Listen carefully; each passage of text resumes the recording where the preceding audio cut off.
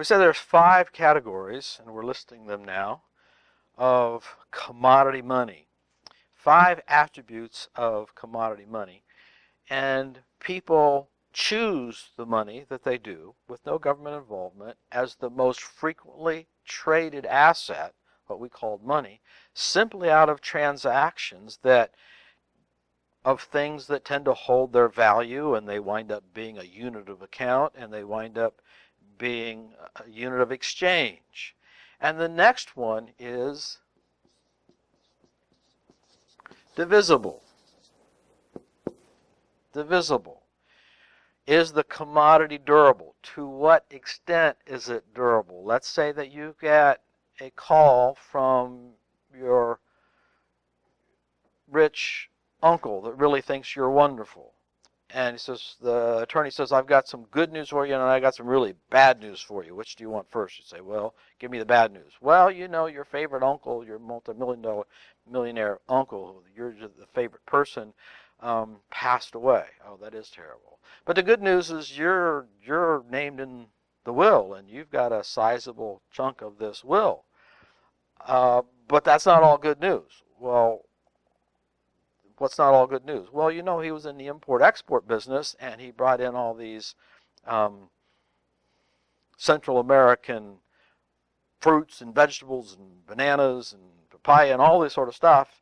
And, well, he was a bit eccentric, and he bought all this stuff, and it came to the warehouse, and he has over $1 million of it in his warehouse, and you got everything in his inventory.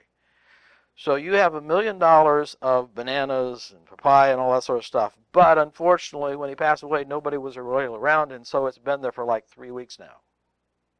What happened to your $1 million worth of wealth, of inventory and all that fruit? Poof. Gone, because that wealth is not durable. So it does not make a very good store of value. Now, you take a banana, you take the banana, and can you split the banana in half and weigh it and get 2 pieces of the banana are about the same weight? Yeah, it's pretty divisible. So this thing of divisible, 2 synonyms go with it, are homogeneous. Homo means same. Genus means species or stuff. So to say something is homogeneous, does it matter which side of the banana you got? You split the banana and is this side any better than that side? No, it's both aged the same. If you've got a block of butter and you're in a co-op or something and they cut it in half and they go to hand you one half, you go, no, I want the other half. But they both weigh the same. No, I want that half. It wouldn't make any sense. It's the same stuff, no matter which half you get, because it's homogeneous. An economics term for that is called fungible. Fungible. Fungible means that one has the same economic value as the other. Normally because it's of the same stuff. So if I took a bar of silver, and there are such things as a 1,000-ounce bar of silver, and I split it in half and both sides weighed the same amount, do you really care whether you get the side that's on the left or the side that's on the right? Well, no, because it's the same stuff. I have kind of a weird sense of humor, and when my kids were growing up, we would have a movie night or something like that, and we'd have a big bowl of pretzels or potato chips or something like that, and one of the kids would grab for a potato chip and go, no, I wanted that one. It's all the same stuff, you know. So why would I think that's funny? Well, they didn't think it was funny. I thought it was funny because it's just a matter of pulling rank. No, I want that potato chip. That's the one I wanted right there. I kind of thought that was kind of funny because I picked a particular potato chip that wasn't unlike any other potato chip in there because it was all fungible. It's all the same stuff. It doesn't taste any different than any other potato chip. So it has to be divisible. Has to be divisible. Cloth is divisible. Precious metals are divisible. A pound of butter is divisible. And so we can take it and we can divide it up into small pieces. We can make change with it. The next characteristic is, if it's going to serve us as commodity money,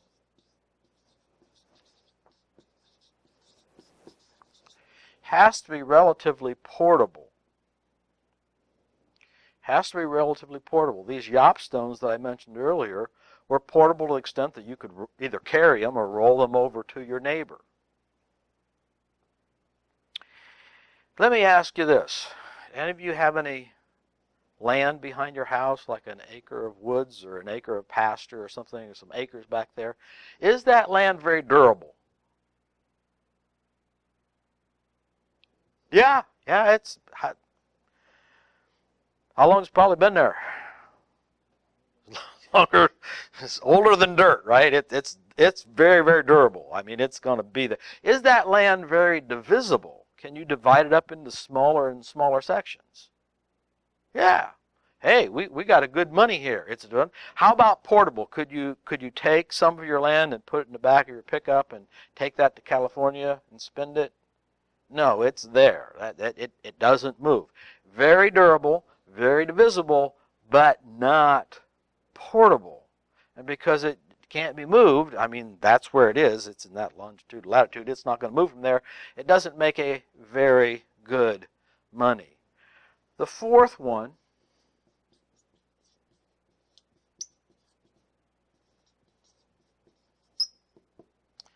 is identifiable. Durable, divisible, portable, and identifiable. I remember some old Western movies that I used to watch as a kid. There'd be some old coot coming out of the mountains, having a powerful thirst, so he goes into the saloon, says, "Boys, I feel like partying. Drinks are on me." Everybody's just sitting there playing cards because they heard this before. You know, "Boys, I said the drinks are on me." Yeah, we heard that one before. Keep playing cards. So he pulls out a gold piece, and he throws it on the counter. So sitting there playing cards. Bartend comes over, gets the gold coin, looks at it. Okay. Oh, yay, me first, me first, me first. Now, what was this ceremony of taking it out and trying to eat it? What was that all about? I remember because I watched the old Westerns. Well, gold happens to be fairly soft. It's a soft metal. Actually, for gold coins, you have to add other metals to it, like copper, just to make it more durable. It's not. It wears away. You can actually dent it, and when you put it in your mouth, you can actually dent it with your teeth. Don't try that with nickel. Don't. Fact is, you probably shouldn't try that at all. But that's the way that they could identify a real gold coin, because it's actually going to give. You can actually feel it giving a little bit. Have any of you seen a 1 ounce gold coin? An old $20 gold piece is about 1 ounce. No. A Canadian 1 ounce maple leaf? No. An Australian nougat, 1 ounce gold. Austrian Corona, 500? No. A Chinese panda? A South African Krugerrand. You have seen a South African Krugerrand? That's the old 1 ounce gold piece. That's. You guys look at me like you never had a gold coin before. Well, those are all 1 ounce gold coins, and they are still used as a medium of exchange, unit of account, store of value, because they are durable. You don't want to divide them up. You could. They're portable, pretty portable, identifiable.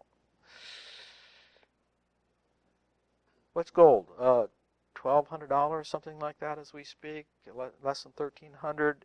And would you, if I had one, would you pay me $1,000 for it? I mean, that's $200 off.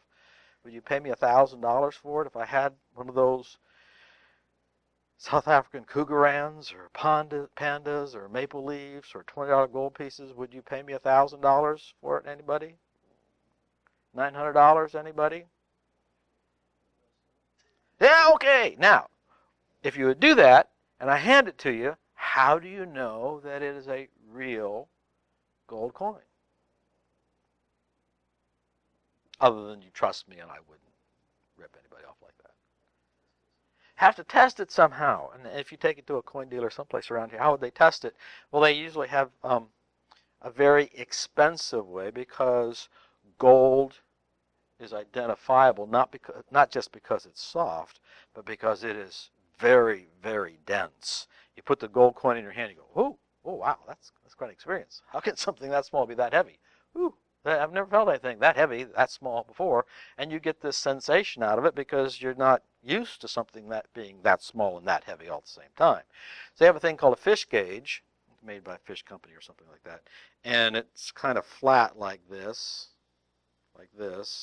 has a hole right here. And if you, right there, it's kind of like this. And if you look at it from the side, like this, you have this indentation for the hole right there. And then it has a little thing like this, a little V like that. And you set it on something. It usually is down like this, because this is heavier, because that's on the ground. You put the coin right here. Now this is the ground. How would you know that it's a real Krugerrand? Well, you buy one of these. They're kind of inexpensive, less than $1. If you're going to buy something for $1,000, is $1 pretty good insurance to whether it really is a Krugerrand or not, or something like that? So you buy one for a Krugerrand, and number one, if it's too big and doesn't fit in the hole, well, it's not a real Krugerrand, because it's got to fit in the hole. And it's got to fit in the hole, and it's got to be, it can't stick up out of the hole. It's got to be actually flat with the hole. So if it can go in the hole and it's flat in the hole, it's not sticking way up out of it, and it's heavy enough to pull this little gauge off the ground like that, it's a real Krugerrand. That's a fairly inexpensive way of figuring out whether it's really a true gold Krugerrand, because nothing else is that small, that shape, and that heavy all at the same time. So yeah, the local coin dealers here, they're comfortable buying a Krugerrand or a Panda or whatever it is, because they have great assurance that they can actually identify the real thing when they see it. When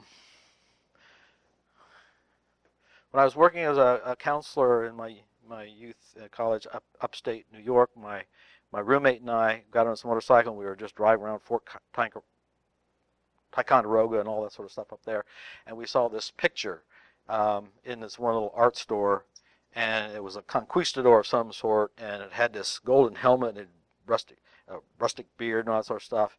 We went back, wow, ooh, that's amazing. I mean, that helmet, it just kind of came out. It was like a gold helmet of some Spanish person or something, got from the Aztecs or something. That is really cool. That is really, really neat. So we just had to buy it and take back to our dorm room and just put it on the wall there. We called him Alfonso, so we called him. And then at the end of the summer, we drew straws for who would get it. And, of course, he got it. I didn't get it. But now, we didn't know it at the time, but that was a Rembrandt. If we'd known a little bit more about art history or something, Rembrandt always does this really great contrast between light and dark and gold and black and all that sort of stuff. And you see one Rembrandt, you can kind of notice that it's a Rembrandt. Oh, yeah. Now, if that had been a old master, original Rembrandt, what do you think that'd be worth? You take a lot of money times 10 to the 6th or something like that, and that's a lot of money. So if I had one here and I say, I'll sell it to you for $1,000, would that be a good deal?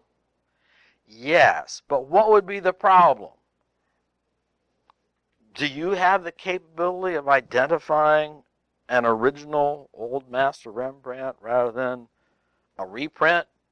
I mean, which would we have been if that would have been an original? Somebody made a mistake and got it on the market, something like. We've been but we wouldn't have known it, so it wouldn't have been any good to us because we couldn't identify it as being an original. So, whichever item in a particular culture or economy that is the most durable, the most visible, the most portable, and the most easily identifiable becomes the most frequently traded asset. But that's only 4. We said that there were 5.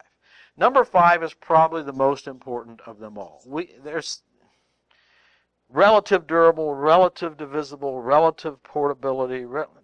Before I take this one down here, let me go back to this fungibility thing one more time before we leave that. And I think this illustration works. Let's say that we're on a college campus where it's not a commuter campus like this, but they've got dorms, and so you go there and you live there. You live on campus in a dorm room, and you got roommates, and you got the restroom down the hall, and all that sort of stuff. And you happen to have a new laptop computer here that you're using for your classes, and you got the invoice and the sale for all that in a drawer someplace. And you also have, just for grins and giggles, directly from the Mint, you've got attached 1, 2, 3, 4 attached, maybe not attached, $100 bills that have sequential numbers here. They have sequential numbers, and because they're kind of one sequential number after the other, they got some collectibility. So you put it in a nice big frame, and you put it on the wall here just because you think it's pretty. Students decorate their dorm rooms in the strangest way, but now I've seen some strange ones. So you go to the restroom, and you come back, and your laptop's gone, and your 4 $100 bills that were hanging on the wall are gone. So you call campus security. Campus security says, "Oh, well, that's we'll have to look into that. Did anybody see anybody hanging around your dorm room?" So you go around and you start asking who was hanging around the dorm room, and say, "Oh yeah, old Shifty Eyes was around here." Shifty Eyes? "Oh yeah, Shifty Eyes. He was in there asking where you were about 10 minutes ago and coming by your door." "Well, maybe we ought to just go down to old Shifty's apartment down there. We ought to check out and see what he's got there hidden under his mattress." So you go down there, and sure enough, there is the computer, and there is the 4 $100 bills. Is that your computer? Yeah, it is. Can you prove it? Well, yeah, here's my bill of sale, my name on it, and here's the serial number. Yeah, that's the same serial number as that computer. I guess that really should go back to you. Well, can I have my $100 bills back too? And if we really know the law, we can say, no. "But he owes me $400. That's exactly correct, because all money is fungible. Fungible. In other words, it doesn't matter which half of the 5-pound block of cheese is owed to you. You can get this half or this half. He owes you $400, but he doesn't owe you those 4 pieces of paper, because money has to be fungible. So he can pay you back in 1s or 5s or 20s or whatever, but not necessarily those pieces of paper, because they're money, and they have to be money. I've done this before in classes, and sometimes I get very surprised. If I owed this gentleman $1, I go, okay, it's time to pay off my $1. So I pull out a $1 bill, and I got a silver dollar here, and say, take whichever one you want. Silver dollar says $1 on it. The paper dollar says $1 on it.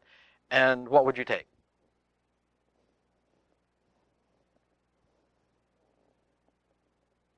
I'll go you next. What would you take? You take the silver. Probably take silver. Both? No, you got to take one or the other. You'd take that $1 bill, okay? And you would take the silver. Why would you take the $1 bill? Convenience? Why would you take the silver? But what if you weren't willing to wait for the long run? I mean, you're hungry, and that could, then it wouldn't have mattered. Okay, wouldn't have mattered if you're not concerned about a long run. I didn't pick on you yet. Which would you pick?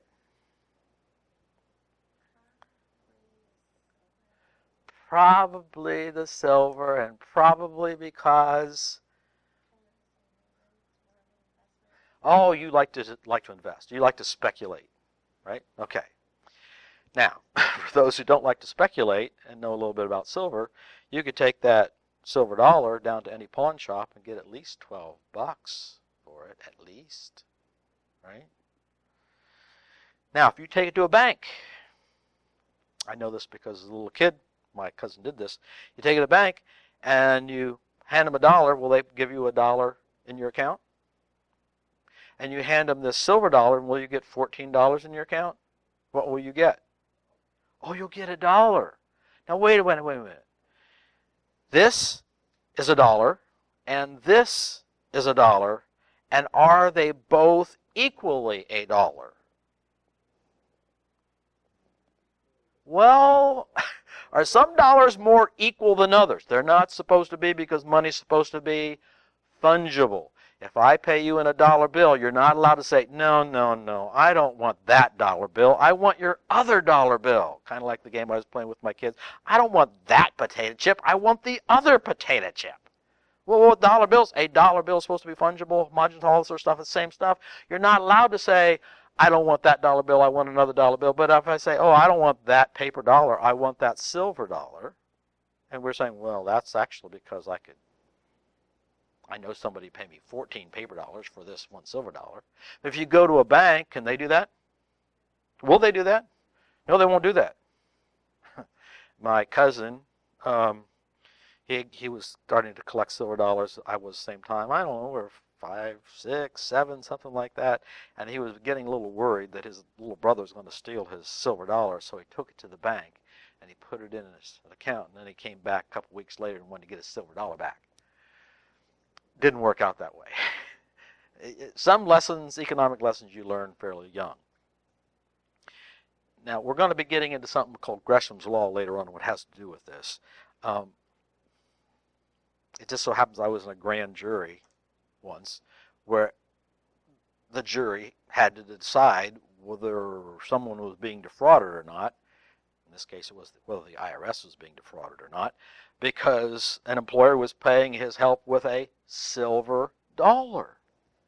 Were they paid a dollar? Or were they paid more than a dollar? If it is lawful money, it says $1 on it. Did I pay you $1? Legally, did I pay you $1? The law says yes, but if it goes against whatever the tax IRS wants it to be, then the IRS says, no, that's not $1. That's $14. Right? So which was it? The IRS says that's not $1. It says that's more than $1. Where it says right on it, it's $1. You get those kind of legal conundrums when we get into this area of money here. So I wanted to point that out when it comes to divisibility and fungibility. And now we're going to come back to the most important of the 5 categories of commodity money.